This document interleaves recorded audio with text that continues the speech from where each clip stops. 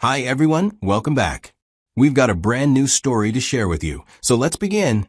When my wife of 15 years walked into the kitchen on a quiet Tuesday evening and announced that she was done with our marriage, I surprised both of us by simply smiling and continuing to clear the dinner dishes. It wasn't a smile of happiness or relief, but rather the quiet acknowledgement of something I had seen coming for months. While she had expected tears, arguments, or desperate pleas for reconciliation, I had already spent the better part of a year emotionally preparing for exactly this moment. Allison and I had been married for many years. In our early years of our union, we connected over our shared goals of building stable careers and starting a family together. The first decade of our marriage had been everything I hoped a partnership could be. We supported each other through job changes and family challenges, bought our first house, and welcomed 2 children who became the center of our world. Our son, Michael, was now 13 and our daughter, Scarlett, was 10. I had been the primary breadwinner throughout our marriage, working long hours as a structural engineer at a firm that specialized in commercial construction projects.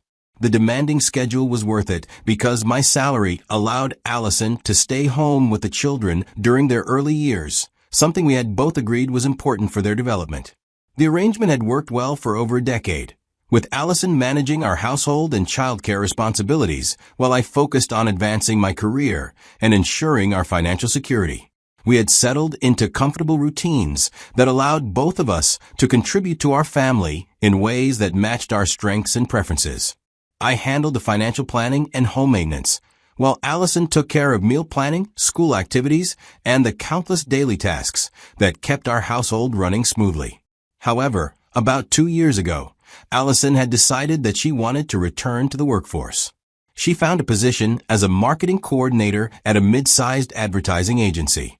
Initially, I was supportive of her desire to rebuild her professional identity after years of focusing on our family. I thought having her own career again would make Allison feel more fulfilled and give her a sense of purpose beyond our domestic responsibilities. However, the changes in Allison's behavior since starting her new job had been subtle at first, but increasingly concerning as the months progressed.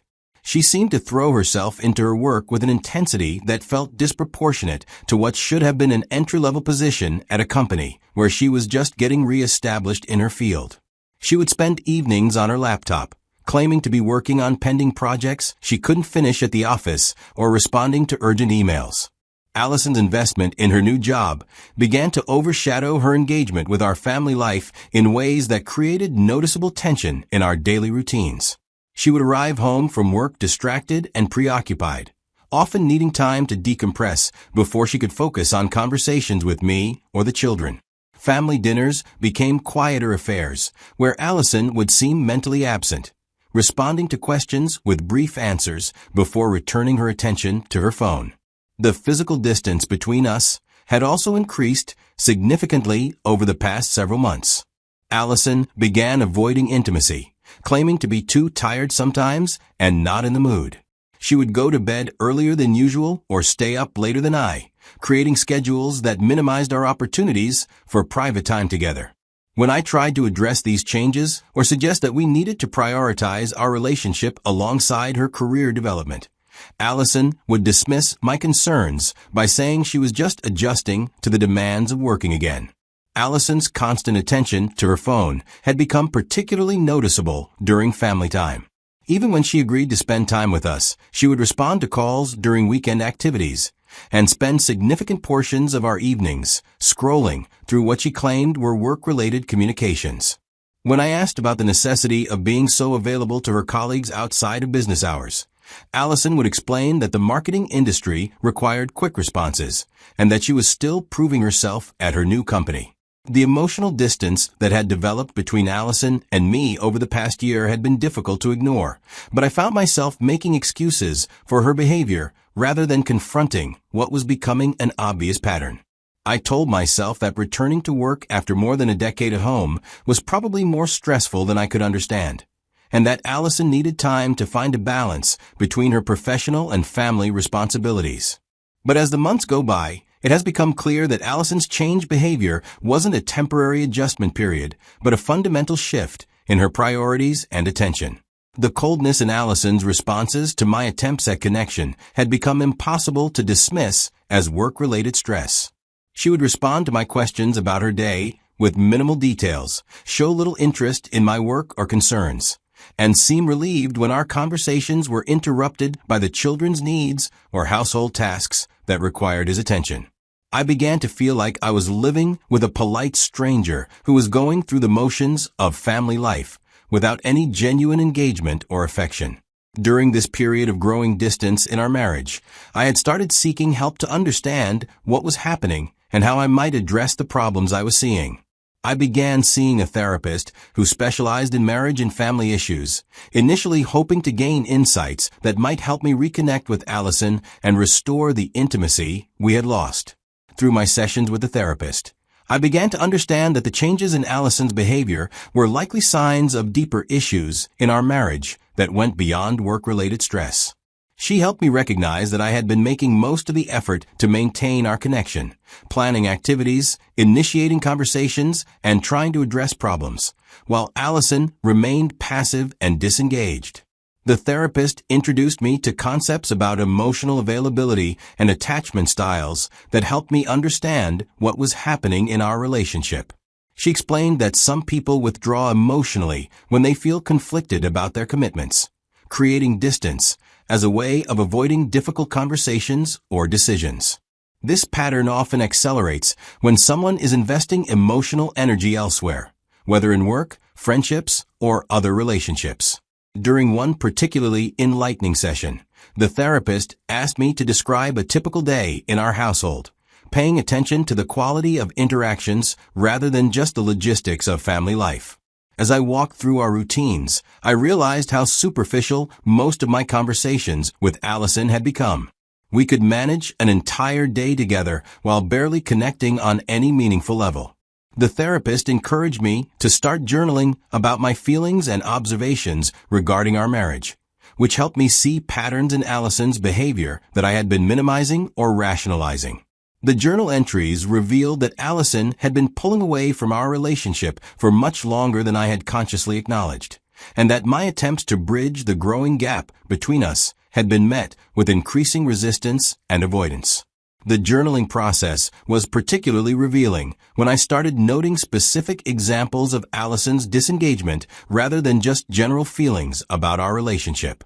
Seeing these patterns written down made it impossible to continue denying the systematic nature of her withdrawal from our family life. Through therapy and self-reflection, I began to accept the possibility that Allison might already be emotionally checked out of our marriage, even if she hadn't explicitly said so. The therapist helped me understand that sometimes people stay in relationships out of habit or obligation rather than love and commitment, and that Allison's behavior suggested she might be going through the motions of marriage without any genuine investment in our future together. As difficult as it was to acknowledge, I began to prepare myself emotionally for the possibility that our marriage might be ending. I consulted with a family law attorney to understand what divorce proceedings would look like and how custody arrangements might work given our family situation if Allison's continued withdrawal eventually led to a formal separation. The lawyer explained the process and potential outcomes based on our financial situation and the children's ages. Having this information, I asked the lawyer to prepare the divorce papers, which took weeks to be ready. Those documents gave me a sense of control over a situation that had begun to feel completely beyond my influence.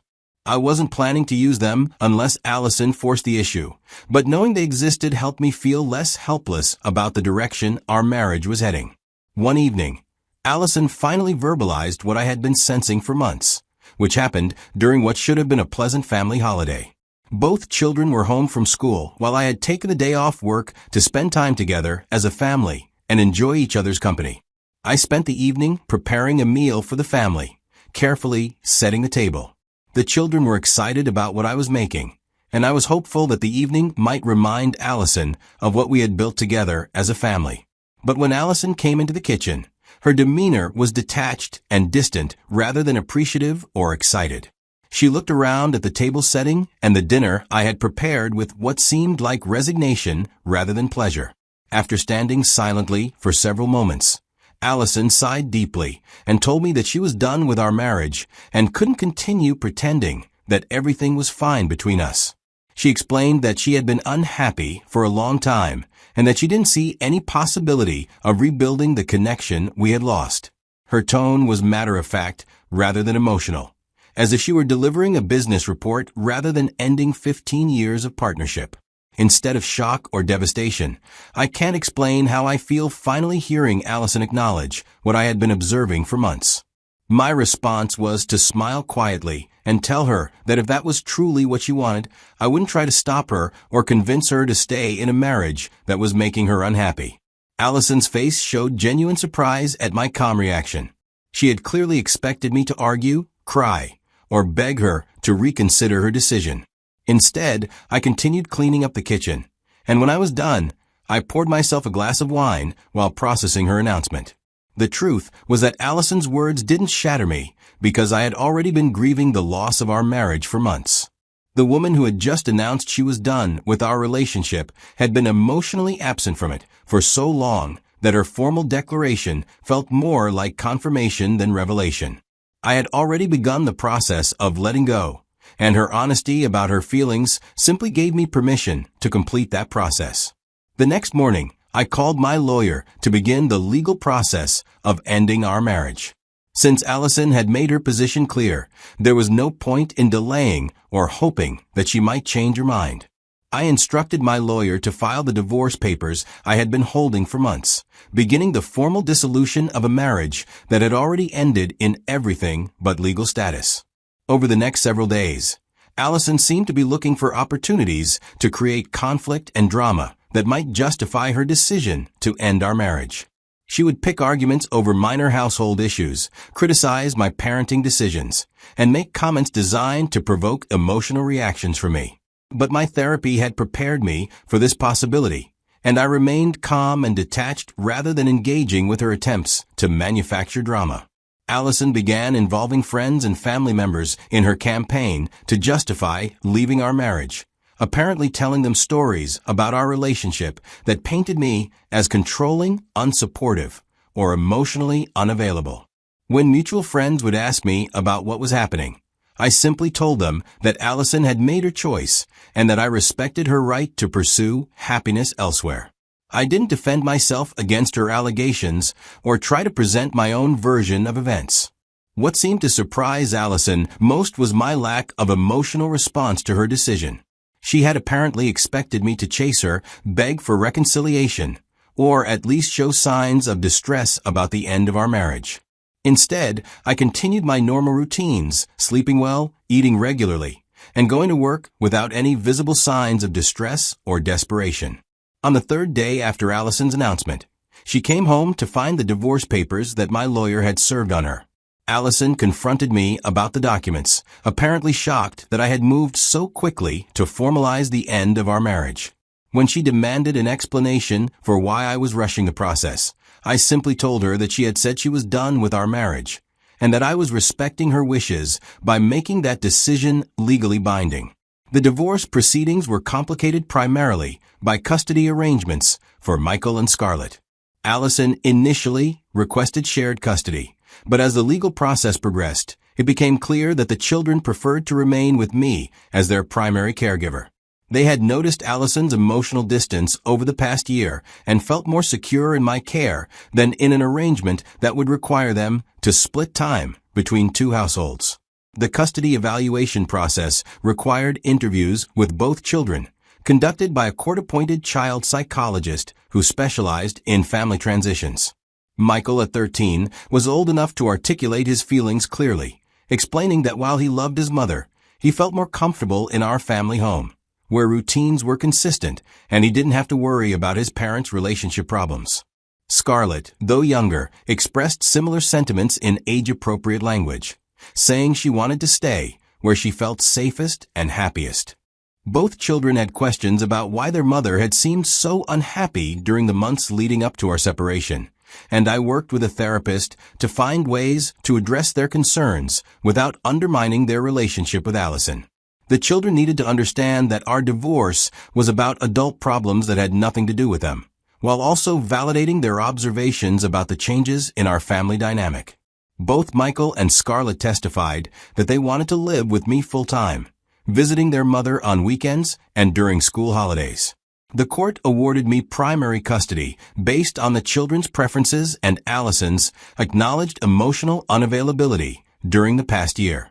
Allison was granted generous visitation rights, but the children would remain in our family home with me as their primary guardian. The entire divorce process took about 11 months to complete, during which Allison continued her pattern of emotional detachment while gradually adjusting to the reality that our marriage was truly ending. She moved into a downtown apartment and began building a new life that apparently aligned better with her current priorities and interests. Through my ongoing conversations with Michael and Scarlett, I learned that Allison would sometimes ask them questions about how I was doing and whether I seemed happy or sad about our divorce. They said she appeared surprised that I had adjusted so well to life as a single parent and that I didn't seem to be suffering from her absence in the way she had apparently expected. About 2 years after our divorce was finalized, Allison began making overtures about possibly reconciling our marriage when she confirmed I wasn't seeing anyone at that point. She started by asking the children to deliver messages about how much she missed our family and how she was beginning to realize that she had made a mistake in leaving. When these indirect communications didn't produce the response she was hoping for, Allison began calling me directly to discuss the possibility of giving our relationship another chance. Allison's attempts at reconciliation included apologies for her behavior during the final months of our marriage and promises that she had learned from her mistakes and was ready to prioritize our family over her career ambitions. She claimed that her experience of single life had made her appreciate what we had built together and that she wanted to work on rebuilding the trust and intimacy we had lost. But the emotional preparation I had done during the months leading up to our divorce had given me clarity about what I wanted for my future, and returning to a marriage with someone who had already demonstrated her willingness to abandon our family wasn't part of that vision. Allison had made her choice when she decided to prioritize her new job and whatever relationships it had brought into her life over her commitment to our marriage and children. When Allison persisted in her attempts to discuss reconciliation, I gave her the same quiet smile I had offered when she first announced she was done with our marriage. I told her simply that the chapter of our life together was closed, and that we both needed to focus on building new futures that aligned with our current priorities and values.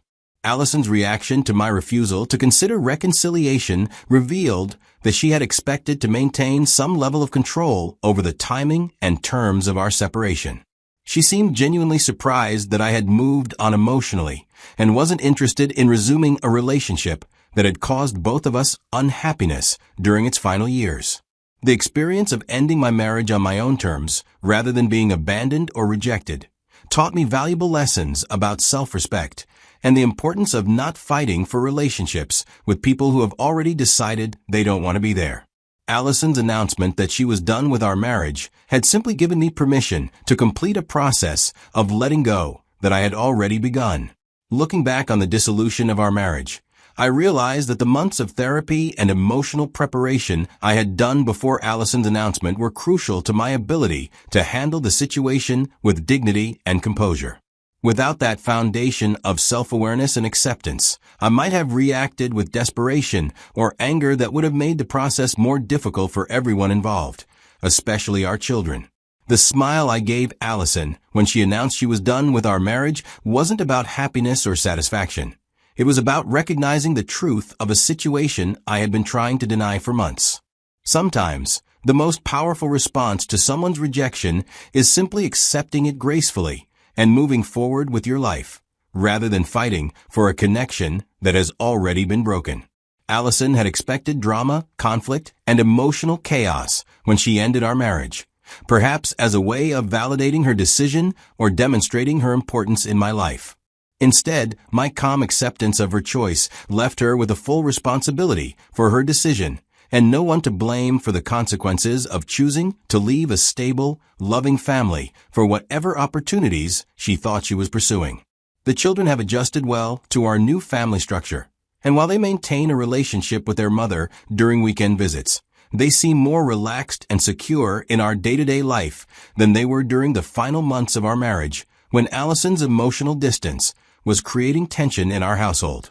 My work as an engineer continues to provide both financial security and professional satisfaction, and I've been able to maintain the stable home environment that Michael and Scarlett need during their adolescent years.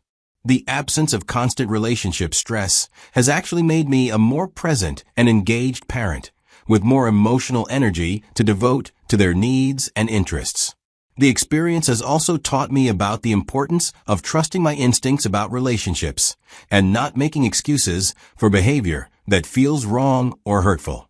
Allison's emotional withdrawal and increasing coldness were signs that our marriage was in serious trouble, and my attempts to rationalize or minimize those warning signs only prolonged a situation that was making both of us unhappy. Most importantly, I learned that sometimes the most loving thing you can do is let someone go when they want to leave, rather than trying to convince them to stay in a relationship they no longer value. Allison's decision to end our marriage was ultimately the right choice for both of us, even though it took her months to realize the full implications of what she had chosen. The quiet acceptance I gave Allison when she announced she was done with our marriage represented my acceptance of a truth I had been avoiding for too long. Sometimes the end of one chapter creates space for new beginnings that are healthier, more authentic, and more aligned with who we actually are rather than who we think we should be.